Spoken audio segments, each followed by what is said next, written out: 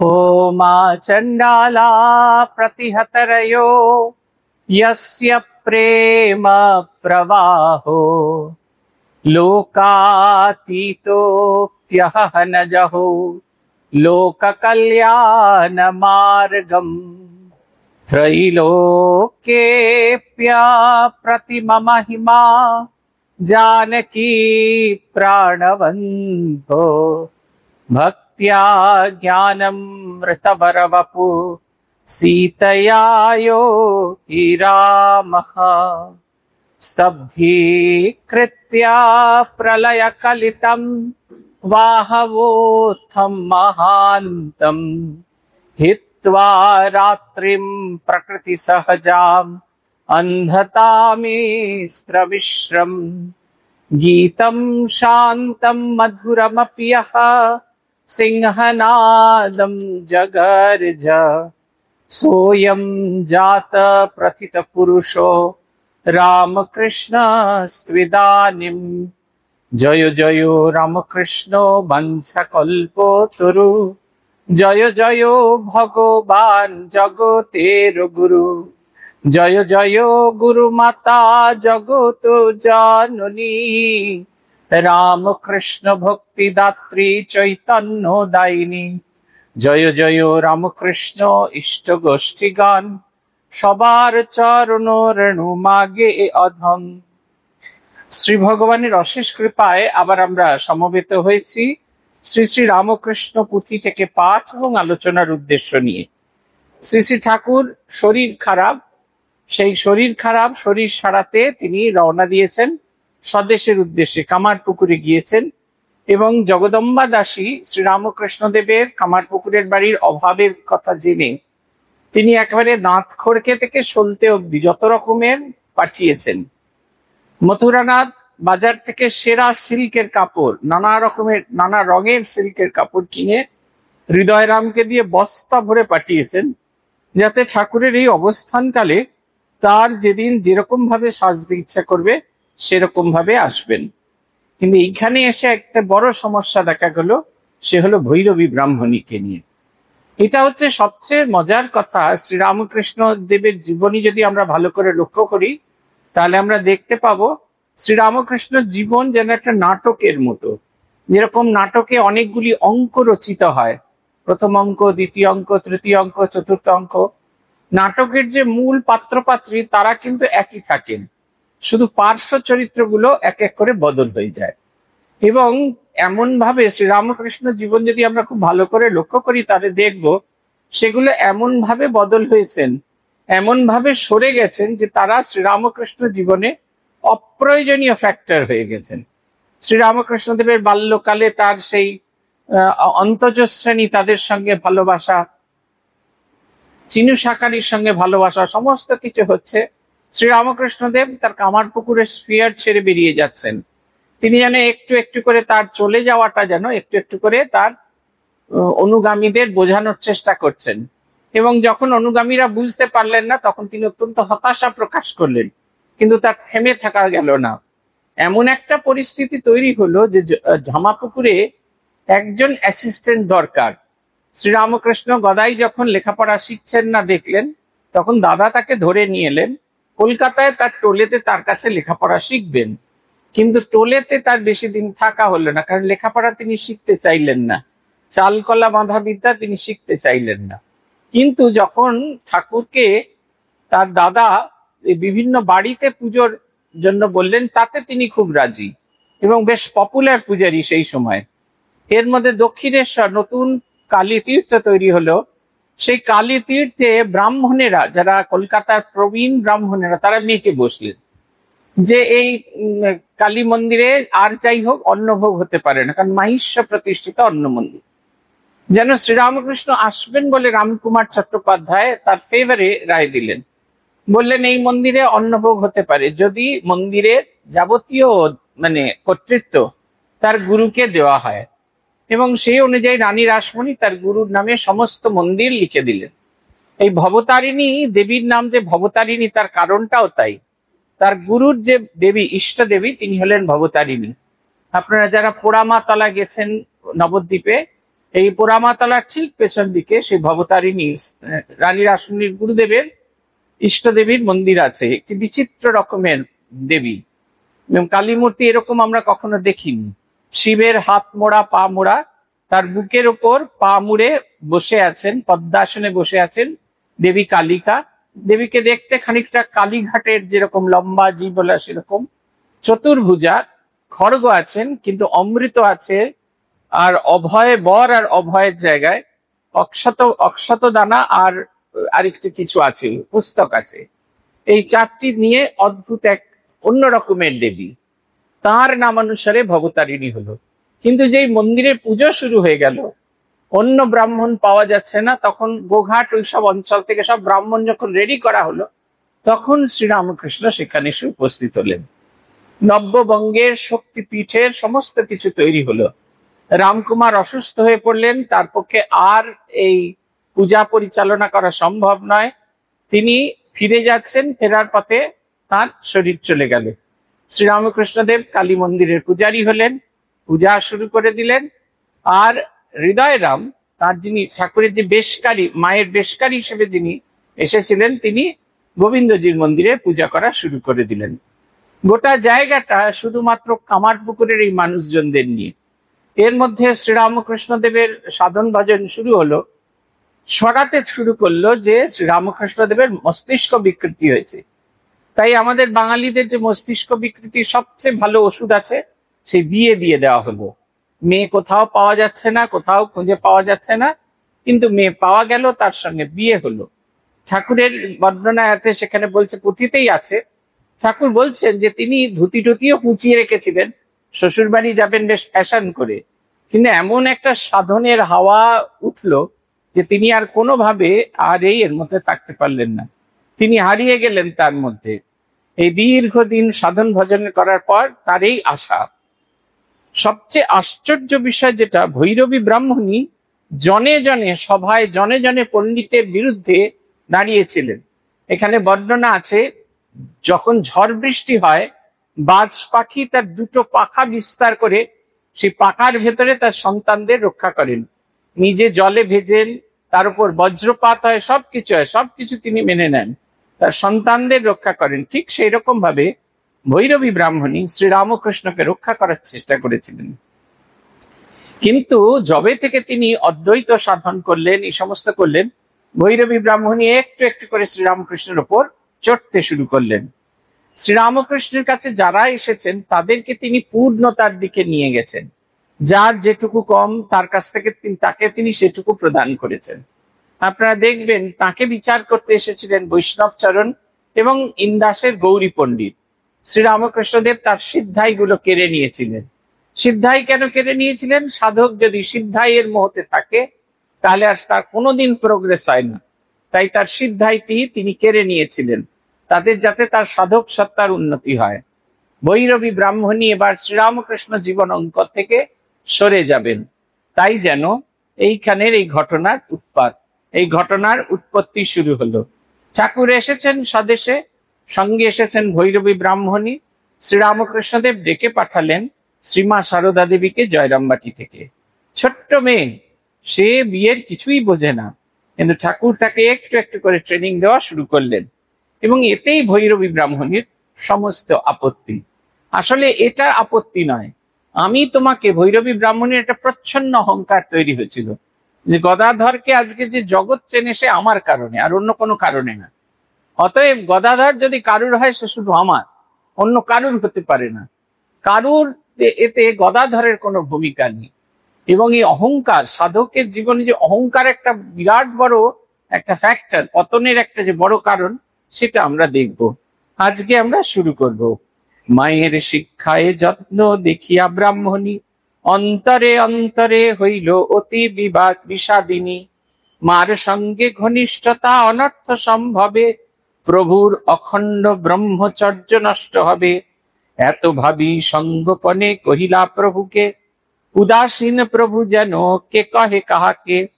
আপনার ভাবে প্রভু আপনি মগন, শ্রী শ্রীমার শিক্ষাদান কর্তব্য পালন। বড়ই হইল ক্ষুণ্ণ ব্রাহ্মণী অন্তরে, গম্ভীর গম্ভীর ভাব অভিমান ভরে। প্রথমত ক্ষুণ্ণ পরে হইল অভিমানী, পরিশেষে অহংকারে গর্বিতা ব্রাহ্মণী। অহংকারে বুদ্ধিনাশে শাস্ত্রের নির্ণীত, ছিলেন সাধিকা এবে কোথা উপনীত। ইষ্ট গোষ্ঠী বর্গ করে অযথা ব্যবহার, কার্কস্য প্রয়োগ কভু প্রভু কভু তিরস্কার। ঠাকুরের পরিবার ঠাকুরের ধারা, শান্ত শিষ্ট সুবিনয়ী সুশীলা আচারা। ব্রাহ্মণীকে প্রতিবাদ কিছু নাহি কয়, গুরুজন জ্ঞানে তাই তিরস্কার সয়। মাতা ও সশ্রদ্ধা যুক্ত সতত হেথায়, আপনার পূজনীয়া শাশুড়ির ন্যায়। প্রশ্রয় পাইয়া তবে সাধিকা এখন, প্রভুতে অবজ্ঞা ভাব করে প্রদর্শন। জটিল তত্ত্বের উত্থাপিত মীমাংসায়, প্রভুর নিকট কেহ যেতে যদি চায়। সমুন্নতা ফনা যেন ক্রুদ্ধ বিষধরি, নয়ন বিস্তারি কয়ে গর্জন করি।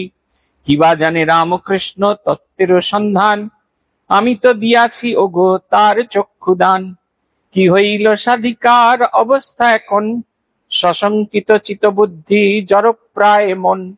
পুথিকার বলছেন যে আমরা শ্রীরামকৃষ্ণকে দেখেছি, যখন যে ভাবটি তিনি অবলম্বন করেছেন সেইটি তার মধ্যে ডুবে গেছেন। যখন তিনি অদ্বৈত সাধন করেছেন তার মনের ভেতরে দ্বৈত ভাব সামান্য মাত্র আসেনি। যখন তিনি জগন্মাতার সেবা করেছেন তখন জগন্মাতা জীবন্ত জাগ্রত ভিন্ন আর কোনো কিছু থাকেনি। যখন তিনি সাধন ভজনে ডুবে আছেন তখন তিনি তাতে ডুবে আছেন, জগৎটা মিথ্যা হয়ে গেছে। আর যখন তিনি সাধারণ প্রাকৃত পুরুষের মতো আচার আচরণ করছেন তখন তিনি সাধারণের মতো হয়ে আছেন। এইটি তার ভেতরে আমরা দেখেছি। এখন শ্রীরামকৃষ্ণ ঠিক করেছেন যে এই যে মা শারদা এসেছেন তাকে ট্রেনিং দেওয়ার, তাকে তৈরি করার দায়িত্ব তার। ভৈরবী ব্রাহ্মণী বারবার তাকে বারণ করছেন। ভেবে দেখুন, ভৈরবী ব্রাহ্মণী প্রমাণ করার চেষ্টা করেছেন ইনি পূর্ণ ব্রহ্ম নারায়ণ, অবতার, নারায়ণের অবতার। তিনি মনে করছেন যে শ্রীরামকৃষ্ণ আর 5 জন সাধকের মতোই তার ব্রহ্মচর্যের হানি হবে যদি তার স্ত্রী যদি তার সঙ্গে থাকে। এই রকম ভয় পাচ্ছেন। বুদ্ধি একেবারে ঢেকে গেছে, মোহ ঢেকে দিয়েছে। আমাদের দেখবেন গীতার 2য় অধ্যায় আছে না, ধ্যায়েদ বিষয়ান পুংস সঙ্গস্তেষু উপজায়তে, সঙ্গাৎ সঞ্জায়তে কামো, কামাৎ ক্রোধো বিজায়তে, ক্রোধাৎ ভবতি সন্মোহা, সন্মোহাৎ স্মৃতি বিভ্রমা, স্মৃতি ভ্রংশাৎ বুদ্ধিনাশো, বুদ্ধিনাশাৎ প্রণশ্যতি। আমরা যখন কোনো কাম্য বস্তুকে নিয়ে ধ্যান করি তখন ধ্যায়েদ বিষয়ান পুংস সঙ্গস্তেষু উপজায়তে, তখন সেটা পাবার ইচ্ছা আমাদের মধ্যে জাগে। সঙ্গাৎ সঞ্জায়তে কামো, কামাৎ ক্রোধো বিজায়তে, পাবার ইচ্ছা এত তীব্র হতে থাকে তখন আমাদের মনে হয় ওটা আমারই, ওটা অন্য কেউ পাওয়ার যোগ্য নয়। এবং যখন সেটা আমার হাতের বাইরে চলে যাবে আমার ভেতরে ক্রোধের সঞ্চার হয়। ক্রোধাৎ ভবতি সন্মোহা, ক্রোধ কি করে? একটা সন্মোহের জাল বিস্তার করে, ঢেকে দেয়, জানতে দেয় না, আমার মনকে জানতে দেয় না। ক্রোধাৎ ভবতি সন্মোহা, সন্মোহাৎ স্মৃতি বিভ্রমা।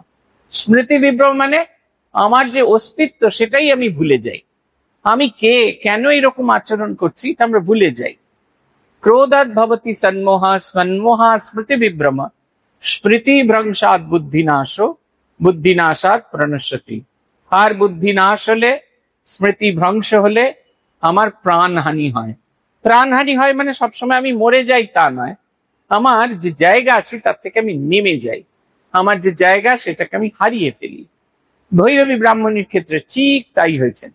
শ্রীরামকৃষ্ণ আমার, অন্য কারুর হতে পারে না। আমি তাকে 64 তন্ত্র মতে শিক্ষা দিয়েছি, অতএব তার ওপর অধিকার শুধু আমার, অন্য কারুর নয়। আমি যেমনটি বলবো তিনি তেমনটি করবেন, উঠবেন আর বসবেন, উঠবেন আর বসবেন।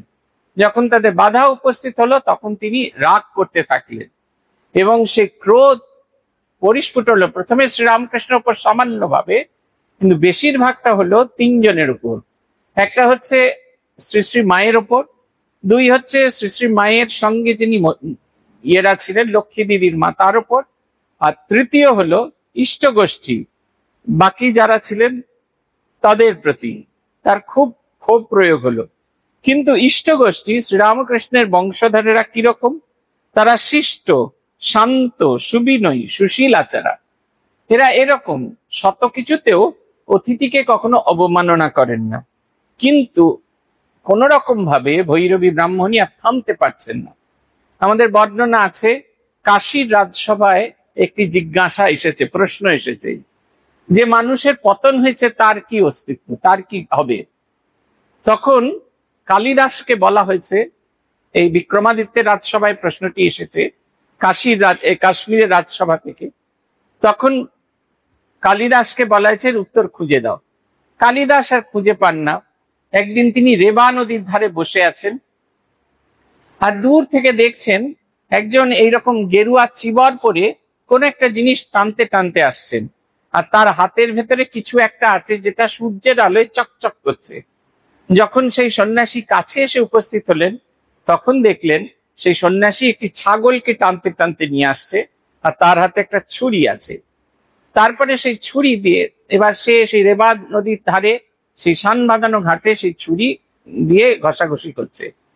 আর কালিদাস থাকতে পারলেন না, জিজ্ঞাসা করলেন, আপনি সন্ন্যাসী, আপনি জীবহিংসা করবেন? বলছেন, কি করব, জীবহিংসা সব দিন করি না, যেদিন যেদিন মদ্যপান করি সেদিন সেদিন জীবহিংসা করি। বলছে, আপনি সন্ন্যাসী, আপনি জীবহিংসা করেন, আপনি মদ্যপানও করেন? বলছেন, মদ্যপান সব দিন করি না, যেদিন বারাঙ্গনা গৃহে যাই সেদিনকে। আর বারাঙ্গনারা খুব চতুর, অনেক অর্থ চায়। তখন তিনি বলছেন, এই কি অবস্থা আপনার? আপনি যে ত্যাগের প্রতীক গ্রহণ করেছেন, জগৎকে অভয় দেবেন বলে প্রতিজ্ঞা করেছেন, আপনি জীবহিংসা করেন, মদ্যপান করেন, বারাঙ্গনা গৃহে যান, আপনার চরিত্রের অবনমন হয়েছে। তখন তিনি বললেন যে নারীর পতন হয়েছে, মানে নারী বলতে গিয়ে যে মানুষের পতন হয়েছে, সে মানুষ ক্রমাগত নেমে যেতে থাকে। বিবেক চূড়ামণিতে কেন্দুগোলকের গল্প আছে, কাপড়ের তৈরি বল কেন্দুগোলক। শঙ্করাচার্য বলছেন যে প্রথম ধাপে যখন কেন্দ্রগুলোক পড়ে, আমরা হাত বাড়িয়ে সেটা ধরে নিতে পারি, দ্বিতীয় ধাপেও ধরে নিতে পারি, তৃতীয় ধাপেও ধরে নিতে পারি, কিন্তু চতুর্থ ধাপে যখন সেটা যায় তখন এটা আমার ধরার বাইরে চলে যায়, তখন সে নামতেই থাকে, নামতেই থাকে, তার অবনমন হতে থাকে। সেই কারণে অবনমন, আমাদের চরিত্রের অবনমন হবার আগে আমাদের সতর্ক হতে হবে। তিনি তাই বলছেন, ব্রাহ্মণীর ক্রমাগত চরিত্রের অবনমন হতে থাকলো। যখনই কেউ কোনো জটিল তত্ত্ব শ্রীরামকৃষ্ণ গদাইয়ের কাছে জানতে এসেছেন, তিনি বলছেন, গদাই কি জানে? আমি ওর চোখ ফোটালাম। ভেবে দেখুন, যিনি এতদিন ধরে লড়ে চলেছেন, ইনি পূর্ণ ব্রহ্ম নারায়ণ, ইনি জ্ঞানের পূর্ণ মূর্তি, তার তিনি চোখ ফোটালেন। কিরকম মোহগ্রস্ত হয়ে গেছেন, ভুলেই গেছেন তিনি কে এবং শ্রীরামকৃষ্ণের তার সঙ্গে তার কি সম্পর্ক, সম্পূর্ণ ভুলে গিয়েছেন। তার মনের ভেতরেও সামান্যতম কিছু আসছে না। তিনি বলছেন যে নয়ন বিস্তারী কয়ে গরজন করি, সমুন্নত ফণি যেন ক্রুদ্ধ বিষধরি। কিবা জানে রামকৃষ্ণ তত্ত্বের সন্ধান, আমি তো দিয়েছি ওকে তার চক্ষুদান। কি হইল সাধুকার অবস্থা এখন, সশঙ্কিত চিত বুদ্ধি জড়প্রায় মন। হারাবার ভয়। এই দেখবেন আপনারা যে শাশুড়ি বউতে যে মারামারিটা হয়, তার মূল কিন্তু একটাই জিনিস, মাঝের ওই ছেলেটি, তাকে হারাবার ভয়। বাবু আমার হাতের বাইরে চলে গেল, আর ইনিও বলছেন বাবু আমার হাতের বাইরে চলে গেল। মাঝের যে বাবুটা, তার যে কি কষ্ট, এটা আমরা কেউ বুঝতে পারি না। এই দেখুন, এই যে হারাবার ভয়, এইটা খুব ভয়ঙ্কর জিনিস। তখন আমাদের সম্পূর্ণ মোহগ্রস্ত হয়ে পড়ি আমরা। ভৈরবী ব্রাহ্মণী ঠিক সেই রকম অবস্থা। তান্ত্রিক সাধনে যে বা প্রভুর সহায়া, চতুর্বেদ মূর্তিমতি নিজে যোগ মায়া। ছায়া সমশ্রী প্রভুর কাছে অবিরত, প্রভু গৌরাঙ্গ অবতার যদ্বারা ঘোষিত। স্তম্ভিত বিস্মিত যে কইল ধীরগানে, বচনে কেবল নয় শাস্ত্রীয় প্রমাণে। শ্রী অঙ্গেতে মহাভাব তাহার লক্ষণ, সচক্ষে দেখিয়া অন্যে কইল প্রদর্শন। মধুর সাধনে অঙ্গ দাহ শ্রী প্রভুর, শাস্ত্রীয় উপাচারে যিনি করিলেন দূর। বাৎসল্যে উচ্ছ্বাসান্তরে মাগিয়া ভিক্ষায়, নবনী মাখন আনি প্রভুরে খাওয়ায়। যোগজ দারুণ ক্ষুধা প্রভুর কাজ যখন, অদ্ভুত উপায়ে যে বা কইল নিবারণ। তাহার অবস্থা হেন দেখে ভয় পায়, জীব শিক্ষা হেতু মাত্র প্রভুর ইচ্ছায়। অভিমান অহংকার ঘটায় উৎপাত, গগন বিভেদী গিরি বড় ভূমিষ্যাত, সমুন্নত সাধকের নাই অব্যাহতি, খুরের ধারের ন্যায় ধর্মের গতি, পতিত পাবন প্রভু মোরে কর দয়া, রক্ষা কর দীন দাসে দিয়ে পদচ্ছায়া, দীনবন্ধু দয়া সিন্ধু জীবহিতকারী, ভয়ঙ্কর ভবার্ণবের করুণ কাণ্ডারী।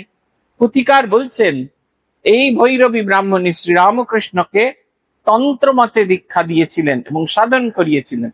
ঠাকুর নিজে তার সম্পর্কে বলতে গিয়ে বলছেন যে চতুর্বেদমূর্তি, চতুর্বেদমূর্তি মানে চারটে মুখ আছে তা নয়, চারটি বেদের যে এসেন্স, তার যে ভাব সেটি তিনি জানেন, সেটা শুধু জানেন না, তিনি জীবনে সেটা অভ্যাস করেন।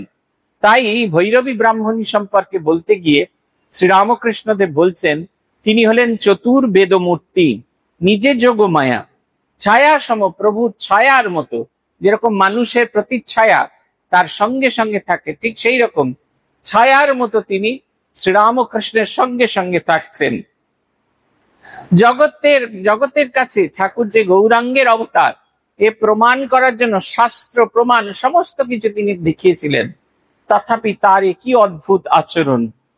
তিনি শ্রীঅঙ্গেতে একদিন বর্ণনা আছে যে তিনি বসে বসে এই যে আমাদের যে ওই মহাভাবের পঞ্চভাব সেটির কথা তিনি ভাবছেন, পড়ছেন, গুনগুন স্বরে পড়ছেন। বলছেন ভ্রমর যেরকম আওয়াজ করে সেই রকম ভ্রমরের মতো গুনগুন স্বরে তিনি পাঠ করছেন ঠাকুরের ঘরের একটি কোণে বসে। হঠাৎ করে তার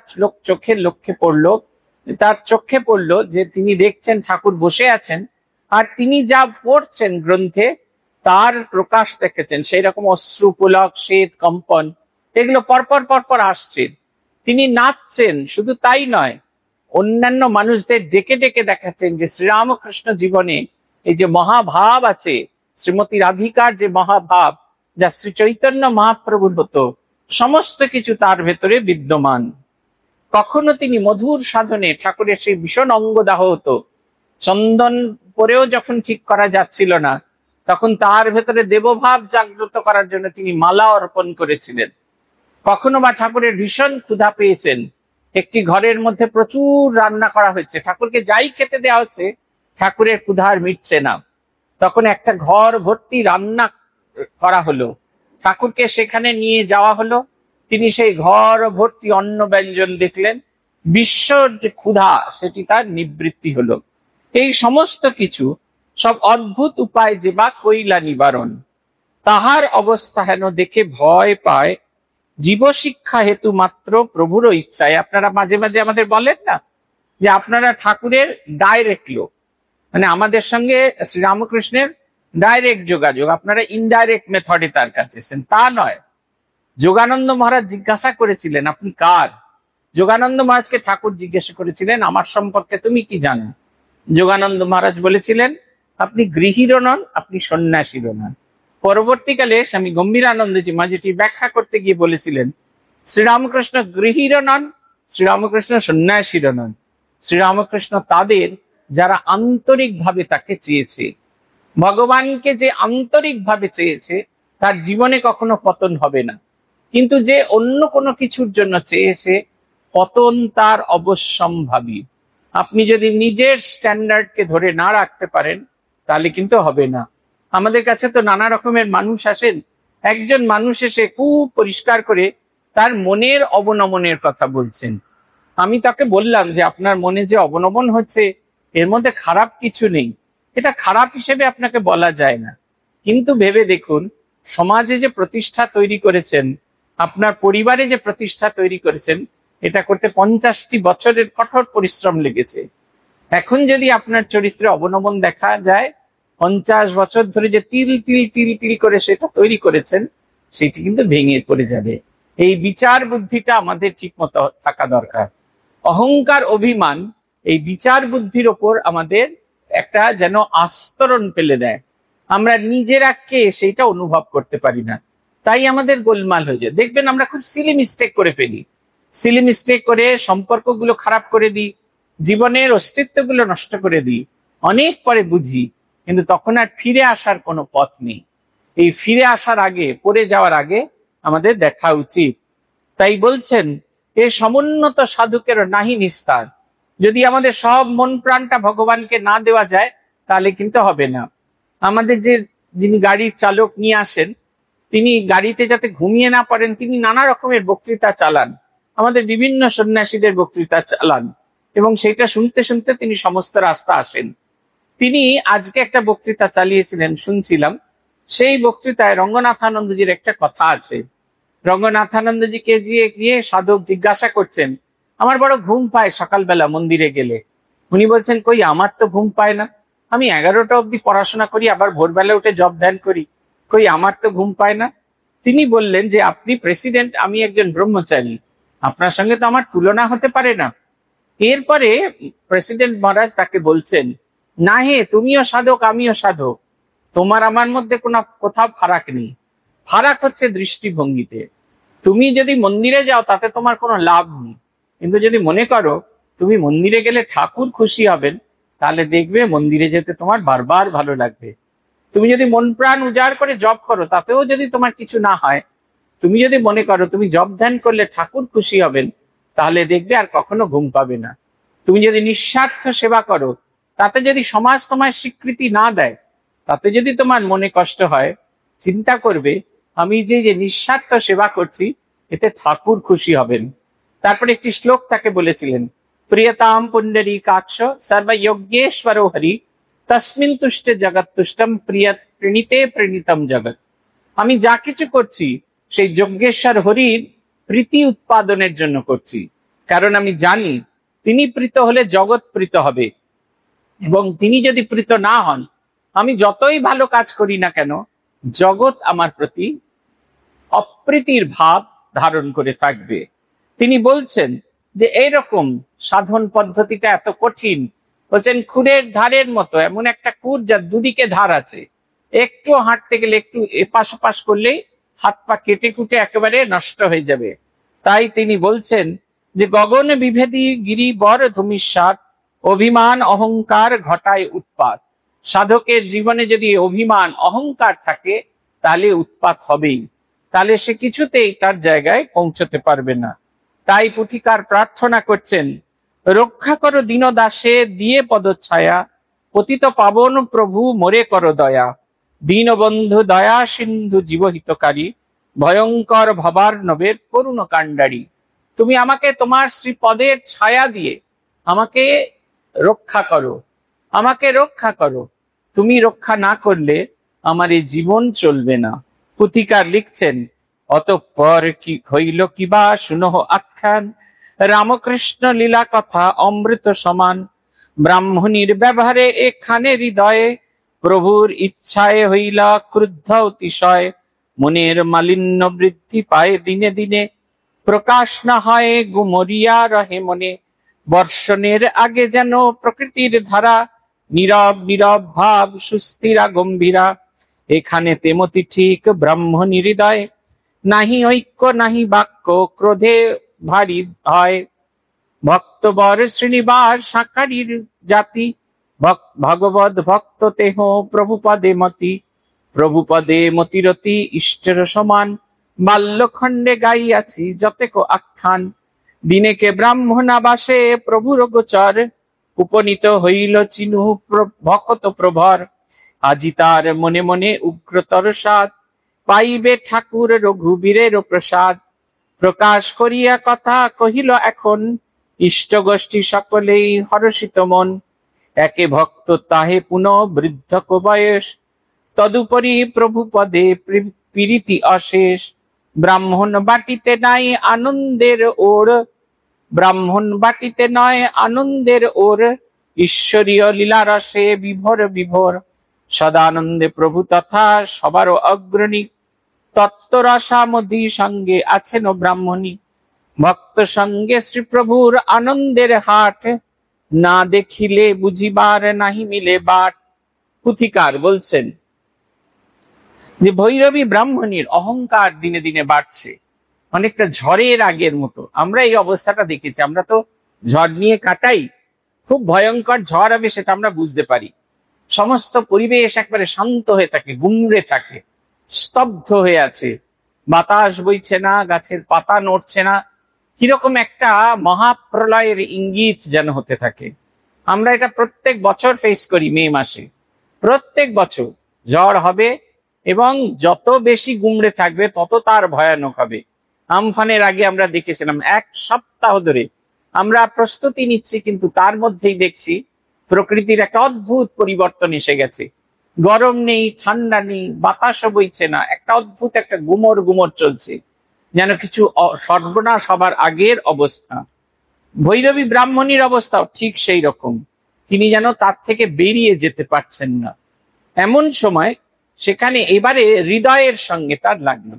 পুথিকার বলছেন হৃদয়ের সঙ্গে যে তার লাগলো, এর মূলে আসলে এটা ঠাকুরেরই ইচ্ছা। ঠাকুরের ইচ্ছা হয়েছে বলে হৃদয়ের সঙ্গে লাগলো, নাহলে ভৈরবী ব্রাহ্মণী খারাপ ব্যবহার করছেন এটা নতুন নয়, অনেকদিন আগে থেকেই খারাপ ব্যবহার করছেন। লাগলে অনেকদিন আগে থেকেই লাগা উচিত ছিল, কিন্তু এবারে হৃদয়ের সঙ্গে লাগলো। ঠাকুরের বাড়িতে এসেছেন চিনু শাকারি, শ্রীনিবাস শাকারি। শ্রীনিবাস কথাটা থেকে ওই অপভ্রংশ হতে হতে চিনু, চিনু শাকারি। তার সঙ্গে ঠাকুরের যে গল্প সেগুলো আমরা বাল্যলীলায় বর্ণনা করেছি।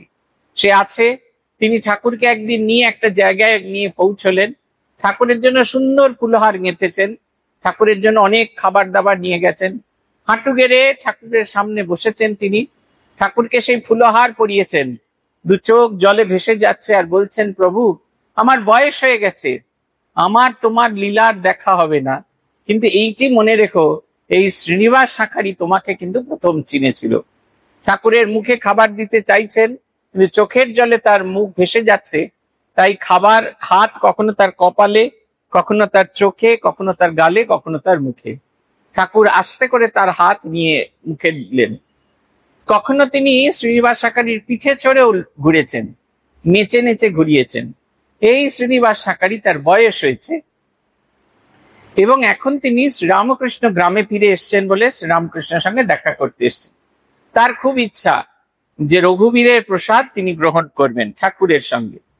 ইষ্টগোষ্ঠীর যারা বাড়ির আছেন তাদেরও খুব আনন্দ, কারণ তারা শ্রীনিবাস শাকারিকে খুব ভালোবাসেন। বলছেন খাবারের ব্যবস্থা হতে থাকলো, এদিকে শ্রীরামকৃষ্ণ এবং ভৈরবী ব্রাহ্মণীর সঙ্গে তত্ত্ব আলাপনে তারা মত্ত হলো। ইদানিং এইটি একেবারেই হয় না। ইদানিং যেটি হয় সেটির একটি ভারী সুন্দর নাম আছে, 4টি ইংরেজি শব্দ লেটার আছে, সেটা নাম PNPC, পরনিন্দা পরচর্চা। এই 4টি লেটার আছে, আমাদের সঙ্গে যখনই দেখা হয় তখনই আমরা শুরু করে দিই। আমার মনে আছে কালকে না পরশু দিন কবে একদিন অনলাইন ক্লাস হচ্ছিল, আমাদের ক্লাসটা শেষ হয়েছে আর যিনি ক্লাস শুনছিলেন তার মাইক্রোফোনটা অন হয়ে গেছে, আর আমরা শুনছি কিরকম ঘরেতে PNPC চলছে।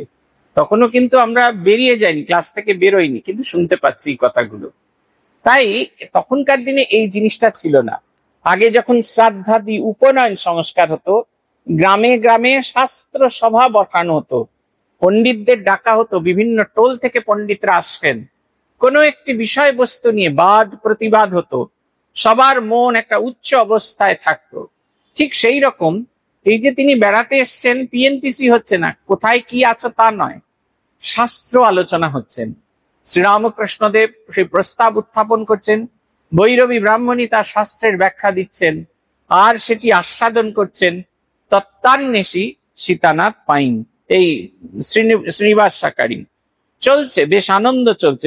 পুথিকার বলছেন, ভক্ত সঙ্গে শ্রীপ্রভুর আনন্দের হাট, না দেখিলে বুঝিবার নাহি মিলে বাট। ভক্ত সঙ্গে শ্রীরামকৃষ্ণ কিরকম আনন্দে থাকতেন, এটা অন্তরে বোঝার জিনিস, চোখ দিয়ে দেখার জিনিস নয়, ভেতরে ভেতরে বোঝার জিনিস। তিনি যখন কথা বলতেন, তিনি যখন আনন্দ করতেন, তখন কিরকম হতো। বলা আছে মনমোহন মিত্রের বাড়িতে শ্রীরামকৃষ্ণ এসে পৌঁছেছেন, একদিনের ভক্ত সঙ্গে তিনি এসেছেন। বলছেন অন্ধকার কালো আকাশ, তাতে যেন একটা একটা করে তারকারাজি, ভক্তরা যেন তারকারাজির মতো মিটমিট করে জ্বলছে। শরতের পূর্ণিমার চাঁদ যখন উদিত হলো, যখন জগৎ সেই তার আলোতে প্লাবিত হতে থাকলো, সেই চাঁদের তারকাগুলো যেন আলোতে আলোকিত হয়ে উঠলো। শ্রীরামকৃষ্ণ এসে পৌঁছলেন, গাড়ি থেকে নেমেছেন, অপূর্ব তার দিব্য মূর্তি। ভক্তরা নিজেদের আনন্দ ধরে রাখতে পারছেন না, মনে হচ্ছে ফেটে বেরিয়ে যাবে, এত আনন্দ হচ্ছে তাদের। তিনি নেমে এসেছেন, শুধু তার চেহারা দেখে নয়, তিনি কথা বলছেন, একটি দুটি করে শব্দ উচ্চারণ করছেন, আর সেই শব্দ ভক্ত হৃদয় স্পর্শ করা মাত্র ভীষণ আনন্দ। বলছেন পুথিকার ওই জায়গায় বর্ণনা করতে গিয়ে বলছেন যে কালো কালি, কাগজ কলমের কালিতে এঁকে এই জিনিস বোঝানোর নয়, এই জিনিস অন্তরের জিনিস, অন্তর দিয়ে এই অবস্থাটিকে বুঝতে হবে। পুথিকার লিখছেন, মরি কিবা শ্রীপ্রভুর মোহন মূরতি, মৃদুমন্দ হাস্য সহ শ্রীবদন দ্যুতি, ঈশত বঙ্কিম আখি হিল্ললে তাহারে, ঈশত রক্তিমাধর কিবা চমৎকার, পীযুষ পুরিত যাহে ভাতে পল্লী বুলি, প্রফুল্ল করিত তত্ত্ব কুসুমের কলি, ভক্ত অলিমত্ত তর তার পরিমলে, আনন্দে বিভোর নিজ সত্তা যায় ভুলে, তত্ত্বরস মুগ্ধ পান করে নিরন্তর, নীরব নীরব নাহি গুনগুন স্বর, প্রভুর হাটের কথা নহে বর্ণিবার, যে দেখেছে ডুবেছে সে কে বলিবে আর। পুথিকার বলছেন ঠাকুর যখন তত্ত্ব চর্চা করছেন তখন তার অদ্ভুত ছবি তৈরি হয়েছে, মৃদুমন্দ হাসি মুখেতে, আর শ্রীবদন দ্যুতি জ্যোতির্ময়। তখন যখন তিনি ঈশ্বরীয় তত্ত্ব আলোচনা করছেন তার ভেতরের যে আনন্দ সেটা মুখে প্রকাশিত হয়েছে। আপনারা যারা পূজ্যপাদ ভূতেশানন্দজি মহারাজকে দেখেছেন তারা এটি ধারণা করতে পারবেন। পূজ্যপাদ ভূতেশানন্দজি মহারাজকে দেখতে খুব সুন্দর ছিল না, গায়ের রং একদম ভূষ কালো, বিরাট মোটা চেহারা, গোল মুখ, কিন্তু তিনি যখন তত্ত্ব আলোচনা করতেন তার মুখের সেই যে দ্যুতি, সে দ্যুতি একবার অবাক করে দেওয়ার মতো, হাঁ করে দেখতে হয়। বলছেন শ্রীরামকৃষ্ণ যখন তত্ত্ব আলোচনা করছেন সেই তত্ত্বের ভেতরে অন্তর্নিহিত যে আনন্দ সত্তা সেটি তার মুখের ভেতরে প্রকাশিত হচ্ছে। তার সেই চোখ, তিনি সেই চোখ যেদিকে ঘোরাচ্ছেন সেই দিকে সেই আনন্দের প্রকাশ তার চোখের মধ্যে দিয়ে হচ্ছে। আর তার সেই অদ্ভুত ঠোঁট, তিনি যখন কথা বলছেন তার সেই লিপস, তার সেই রক্তিম যে ঠোঁট, সেখান থেকে যখন শব্দ উচ্চারিত হচ্ছে লোকে সেই দিকেই হাঁ করে তাকিয়ে আছে। বলছেন পীযুষ পুরিত যাহে ভাতে পল্লী বুলি, প্রফুল্ল করিতে তত্ত্ব কুসুমের কলি। বলছেন তিনি যখন কথা বলছেন লোকাল ডায়ালেক্টে, হুগলির যে ভাষা সেই ভাষায় সকলের সঙ্গে কথা বলছেন, তখন মনে হচ্ছে যেন সমস্ত জায়গাটা আনন্দে পূর্ণিত হয়ে গেছে, যেন ভক্তদের হৃদয়ের যে ভক্তির যে কুসুম সেটি যেন একটু একটু করে বিকশিত হচ্ছে। আমরা কালকেই বলছিলাম একটা জায়গায় যে এই যে আমরা দুর্গাপুজো করি, দুর্গাপুজো করার সংকল্পের দুটি উদ্দেশ্য আছে। দুর্গাপুজোর লম্বা সংকল্প, সেখানে বলা আছে শ্রীরামকৃষ্ণ সংঘস্থ নিখিল সন্ন্যাসী ব্রহ্মচারী নাম বৈরাগ্য জ্ঞান ভক্তি বৃদ্ধয়ে ভগবদ ভক্তা নাম ভগবদ ভক্তি স্ফুরণায় চ। আমরা যে পূজা করছি সন্ন্যাসী, এই জগৎ সংসারে যেখানে সন্ন্যাসী ব্রহ্মচারীরা আছে তাদের ভেতরে ত্যাগ বৈরাগ্যের বিকাশের জন্য, বিকাশ শব্দটা খুব ইম্পর্টেন্ট। আর কি বলছেন, ভগবদ ভক্তা নাম ভগবদ ভক্তি স্ফুরণায় চ, ভগবত ভক্তদের ভগবানের প্রতি যে ভক্তি, সেই যে মুকুল সেটি যেন বিকশিত হয়, স্ফুরিত হয়, সেই উদ্দেশ্যে আমাদের ভেতরে যেটা ঢাকা আছে সেটা যেন বিকশিত হয়। যতক্ষণ না বিকশিত হবে সেই আনন্দটা আমরা অনুভব করতে পারবো না। শ্রীরামকৃষ্ণ যখন কথা বলছেন, যখন তিনি আনন্দ করছেন, যখন তিনি তত্ত্ব আলোচনা করছেন, তখন সেই ভাবটি, আনন্দটি এমন ভাবে ভক্ত হৃদয়কে স্পর্শ করছে, মনে হচ্ছে তাদের অন্তর্নিহিত যে হৃদয় সেটি যেন বিকশিত হচ্ছে, ফুটে উঠছে সে আস্তে আস্তে। পুথিকার বলছেন অনেকটা মধুকরের মতো, হানিবি, মৌমাছি পদ্ম ফুলের মধ্যে ঢুকে তারা যখন মধু আহরণ করে তাদের যে ভোঁ ভোঁ শব্দটা সেটা কমে যায়। বলছেন গুনগুন রবে তারা একে অপরের সঙ্গে গান গায় আর সেই মধু আহরণ করতে থাকে। ঠিক সেই রকম ভক্তরাও যেন শ্রীরামকৃষ্ণের সঙ্গে যখন তত্ত্ব আলোচনা করছেন তখন নীরবে যেন তার সেই আস্বাদন করছেন, তারা সেই ভক্তিরস আস্বাদন করছেন। প্রভুর হাটের কথা নহে বর্ণিবার, যে দেখেছে ডুবেছে সে কে বলিবে আর। বলছেন শ্রীরামকৃষ্ণের এই যে ভক্তদের যে আছে যে সাগর, বলছেন এই কথা বলার উপায় নেই, কতটা গভীর বলার উপায় নেই। যে ডুবেছে সে ডুবেই গেছে, ফিরে এসে খবর দেওয়ার মতো একজনকেও খুঁজে পাওয়া যায়নি। পুথিকার বলছেন এমনিতে হইয়াছে ভোজনের ঠাঁই, সঙ্গে ভক্ত শ্রীনিবাসে বসিলা গোসাই। প্রসাদের মর্মগত চিনু ভক্ত বর, বাসনা মিটায়ে পূর্ণ করেন উদর। পরে ঠাঁই পরিষ্কার চিনির উদ্যম, সাধিকা ব্রাহ্মণী তারে কয়ে নিবারণ। বলে আমি নিজ হাতে উঠাইব পাতা, ভক্তিমতী জানে না তো পারাগে প্রথা। শূদ্রাচ্ছিষ্ট যুক্ত করা মুক্ত করা ব্রাহ্মণ হইয়ে, উচিত না হয় যায় সমাজ বাঁধিয়ে। ভক্তি ভক্ত মত পথে নাহি কোনো ক্ষতি, বরঞ্চ তাহার করে বিশেষ উন্নতি। ব্রাহ্মণীর এক বল আমি উঠাইব, হৃদয়ে বলেন তাহা করিতে না দিব। কতই বুঝায় তবু ব্রাহ্মণী না বুঝে, ত্যাগী সন্ন্যাসিনী কয় আপনার তেজে। তবে না কুপিত হৃদু কহে ব্রাহ্মণী রে, তাহলে দিব না তোরে থাকিবারে ঘরে। সাধিকা উত্তর কইলা না দাও না দিবে, মনসা তখন শীতলার কাছে শুবে। বাটিস্থ অন্যান্য সবে মধ্যস্থ হইয়ে, গন্ডগোল উভয়ের দিল মিটাইয়ে। রামকৃষ্ণ লীলা কথা শ্রবণ মঙ্গল, ঝরনা কোথায় দেখে কোথা ঝরে জল। শ্রীপ্রভু মঙ্গলময় তাহার নিকটে, মঙ্গল ব্যতীত নাহি অমঙ্গল ঘটে। ব্রাহ্মণের অহংকারে করি অহংকৃত, কেমনে মঙ্গলোন্নতি করিল সাধিত। শুনো কই শ্রীপ্রভুর মহিমা অপার, মঙ্গল নিদান কথা অতি চমৎকার। পুথিকার বলছেন যে খেতে বসেছেন শ্রীনিবাস, বয়স হলেও কি হবে, খুব খেতে পারতেন, তাই পেট ভরে খাচ্ছেন। খাওয়া দাওয়া হয়ে গেলে গ্রাম্য রীতি অনুসারে তিনি সেই পাতা মুড়ে ফেলতে যাচ্ছেন। ভৈরবী ব্রাহ্মণী বলছেন না, শ্রীনিবাস শাকারি এত বড় ভক্ত, আমি সেটা করব, কিন্তু গ্রাম্য রীতি এরকম তো নয়। তাই গ্রাম্য রীতি মেনে চলবার জন্য হৃদয় তাকে অনেক অনুরোধ করলেন। যখন তিনি শুনলেন না, তখন হৃদয় রাম বললেন এইটা যদি করে থেকে থাকো, যে তুমি শূদ্রের পাতা উচ্ছিষ্ট যদি তুলেছ, তাহলে তোমাকে আর ঘরে ঢুকতে দেব না। ইনিও বললেন না ঢুকতে দেবে, না ঢুকতে দেবে। রঘুবীরের মন্দিরে যেখানে শীতলা আছেন, শীতলার মন্দিরে মনসা সবে নিজেকে মনসার সঙ্গে তুলনা করছেন, কারণ ফাঁস করেছেন তিনি, তাই নিজেকে তিনি মনসার সঙ্গে তুলনা করছেন। বলছেন তুমি যদি না থাকতে দাও, থাকতে না দেবে, মনসা শীতলার ঘরে শোবে। এই করে কথা কাটাকাটি হচ্ছে, কিন্তু মজার কথাটা যেটা হচ্ছে, একটু একটু একটু করে ভৈরবীর অহংকারের পাড়া চড়তে আরম্ভ করছেন।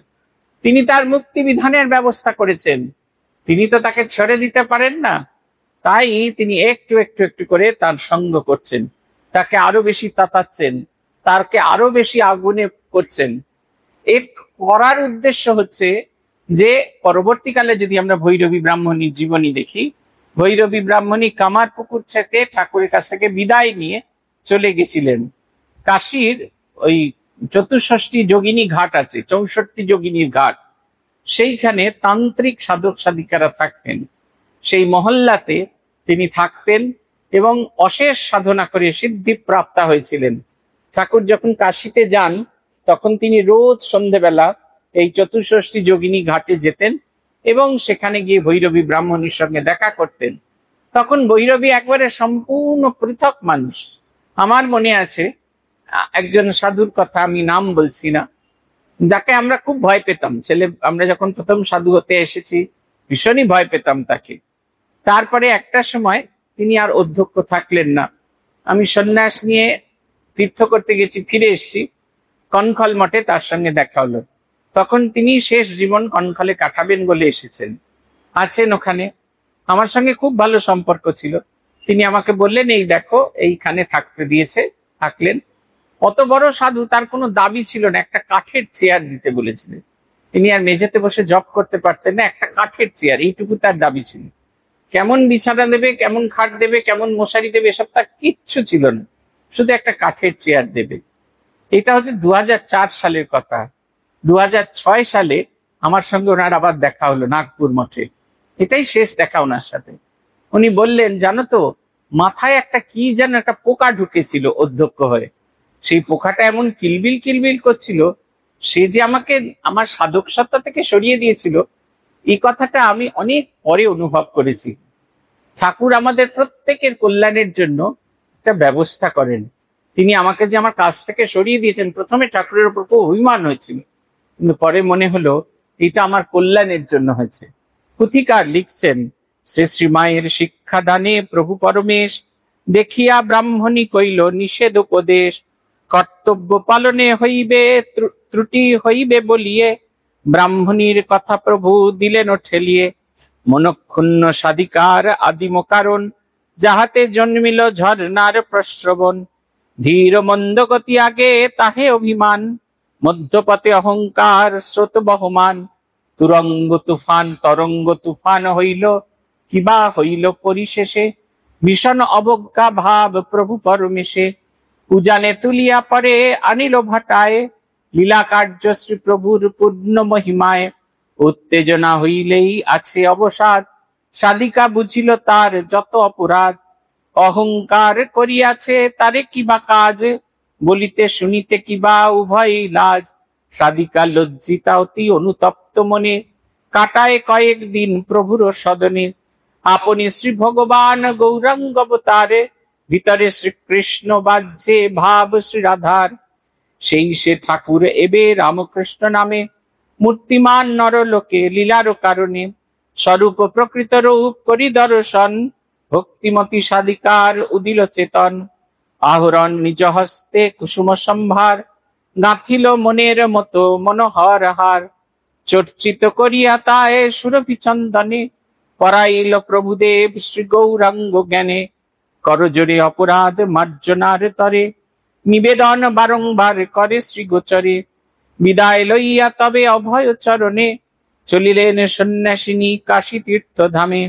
ঠাকুরের সন্নিধানে জননীর ন্যায়, 6টা বৎসর গোটা কাটিয়া হেথায়। সায় করি অভিনয়ে পালাপনার, তৃণের সমান স্রোতে ভাসিল আবার। দেখি নাই সাধিকারে নাহি পরিচয়, আত্মীয় স্বজন কত মনে মনে হয়। বিদেশে গমনে যাত্রা করিলে স্বজন, ব্যাকুল আকুলে যেন কাঁদে প্রাণ মন। কাশী তীর্থ প্রয়াগেতে এই সাধিকার, অন্তরের মাঝে যেন তীব্র হাহাকার। জানি না কি সম্বন্ধ ব্রাহ্মণীর সনে, চরণে রজ ভিক্ষা মাগে অধমে। ঠাকুর কিন্তু শ্রী শ্রীমাকে যেমন ট্রেনিং দিয়ে চলেছিলেন, প্রশিক্ষণ, সেই রকম প্রশিক্ষণ দিয়ে চললেন। ভৈরবী ব্রাহ্মণী প্রথমে বারণ করলেন। ঠাকুর বললেন, আমি যদি তাকে না শিক্ষা দিই, তাহলে আমার দায়িত্ব ঠিক ঠিক পালন করা হবে না। কারণ শ্রীমা হলেন ঠাকুরের ইচ্ছা মূর্তি। শ্রীমা সম্পর্কে বলা হয় তিনি হলেন শ্রীরামকৃষ্ণের ইচ্ছা মূর্তি। শ্রীরামকৃষ্ণ যেরমটি জগতের কাছে চেয়েছিলেন, মা বলছেন না, জগতের সকলের প্রতি ঠাকুরের মাতৃভাব ছিল। সেই মাতৃভাব বিকাশের জন্য তিনি তাকে রেখে গেছেন। মাকে যেন তিনি ধীরে ধীরে তার মতো করে, মনের মতো করে তৈরি করছেন। ভৈরবী ব্রাহ্মণী প্রথমে অভিমান করলেন, তারপরে রাগ করলেন, তারপরে একটা সময় গুমড়ে থাকলেন। গুমড়ে গুমড়ে থাকতে থাকতে একটা সময় তিনি অনুভব করলেন কত বড় অপরাধ করা হয়ে গেছে। তখন কিন্তু অনেকটা পথ চলে আসা হয়েছে, আর ফিরে যাওয়া যায় না। নিজেই অনুভব করলেন। শ্রীরামকৃষ্ণের ভেতরে তিনি দেখেছিলেন শ্রীকৃষ্ণের সেই ভাব, বহিরঙ্গ শ্রীকৃষ্ণের, অন্তরঙ্গ শ্রীমতী রাধিকার। একদিন তিনি অনেক ফুল চয়ন করলেন, ফুলকে চন্দন চর্চিত করে সেই ফুল দিয়ে ফুলহার তৈরি করলেন, মুকুট তৈরি করলেন। শ্রীরামকৃষ্ণকে পরিয়ে তার পাদপদ্মে ভিক্ষা ক্ষমা প্রার্থনা করে যাত্রা করলেন। তিনি অনুভব করলেন শ্রীরামকৃষ্ণ তার অহংকারটি কেড়ে নিয়ে তাকে যেন সাধিকা সত্তার বিকাশ করিয়েছেন, মুক্ত করে দিয়েছেন আকাশের দিকে। সেই বলা আছে না রবীন্দ্রনাথের কবিতা, তাই লিখি দিল বিশ্ব লিখিল 2 বিঘার পরিবর্তে। 2 বিঘা জমি ছিল, তার উপর কি একটা আকর্ষণ ছিল। কিন্তু এইবার যে যখন জমিদার কেড়ে নিল, তখন দুঃখ হচ্ছে না। কেন হচ্ছে না? মনে হচ্ছে জগৎটা যেন ভগবান লিখে দিয়েছেন, 2 বিঘার বদলে তিনি গোটা জগৎটাকে হাতের মধ্যে পেয়েছেন। এর ক্ষেত্রেও তাই, তার যে ক্ষুদ্র সাধিকার যে ভাব, যেটি তার অহংকারে পূর্ণ ছিল, সেই অহংকারটি তিনি টেনে খুলে ছুঁড়ে ফেলে দিলেন।